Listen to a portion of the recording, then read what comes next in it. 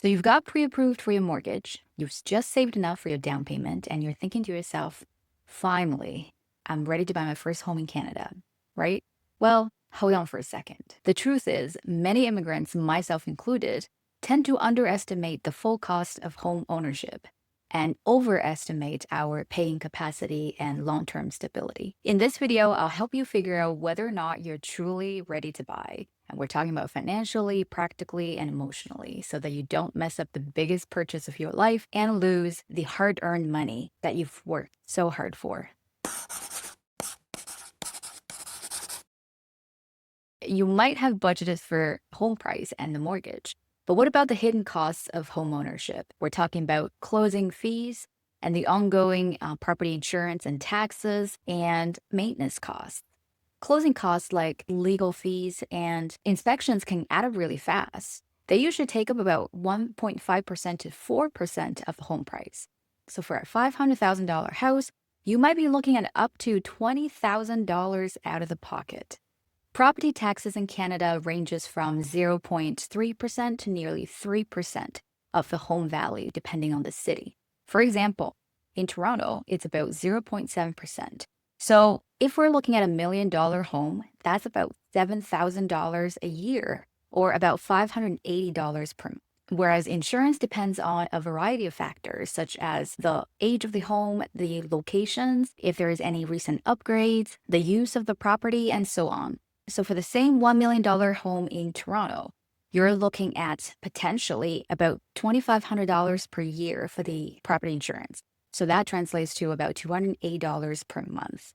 And between your property taxes and insurance, you're looking at an additional $800 per month on top of your mortgage payment.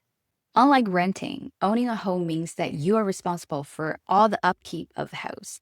For example, replacing roof shingles, old furnaces, plumbing, or even adding a fence or pool in your backyard can cost thousands of dollars.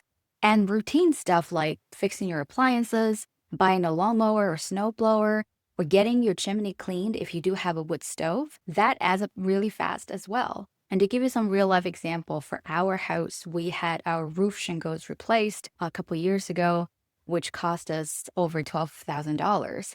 And for this summer, we're looking at getting a new well drilled and putting in a new water treatment system because we've been having issues with our water pressure and water quality.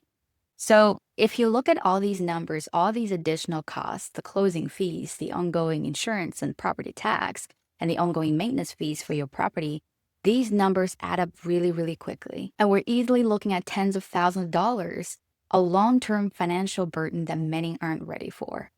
Hi, if you're new to my channel, I'm Bella. I moved to Canada in 2019 from China. Here on my channel, as a fellow immigrant, I try to share some raw, honest insights or tips on how to start over in Canada with both my personal experience and some research that I've done so that you can get some value from every single one of my videos. And if you find some value by the end of my video, don't forget to hit that like and subscribe button so that my content gets pushed to more people in your situation.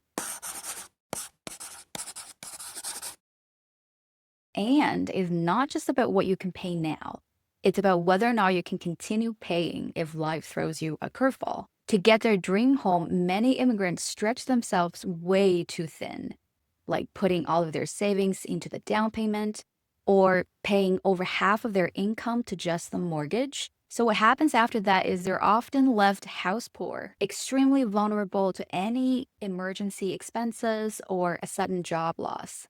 Obviously, that's not going to be sustainable in the long term. And financial experts actually suggest keeping housing costs under 32% of our overall household gross income and all debts together under 44%.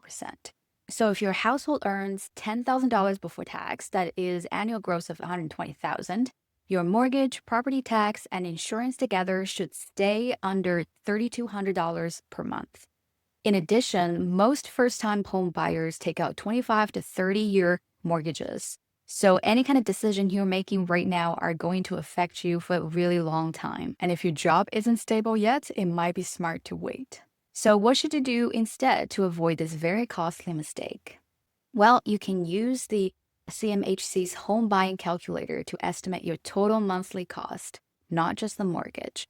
CMHC represents Canadian Mortgage and Housing Corporation. There's actually a lot of very useful resources on their website for first-time home buyers. I'll put the links down below in the description. Also, follow the 32-44 rule. Keep your housing cost under 32% of your gross income and your overall debts under 44%. Don't stretch your budget too thin just so to get a bigger space or nicer place. And the next one is really important. Build an emergency fund with at least 6 months of housing and living expenses. In other words, if you lose your job today, you're going to be fine for the next 6 months as far as trying to afford your life here in Canada. And last but not least, make sure you've had a stable full-time job for 6 to 12 months before even looking into buying. Want to know if buying a home in Canada in 2025 is actually a better investment than renting? Check out my next video in this series. Link is in the description box. If you've made it this far to the video, first of all, thank you so much for your support. And if you find some value in this video, please don't forget to hit that like and subscribe button so that my content gets pushed to more people in your situation. And feel free to share the video or leave your comments down below because your experience might be valuable insights for somebody else on this journey. Let's help and support each other. Thanks for watching and see you in my next video.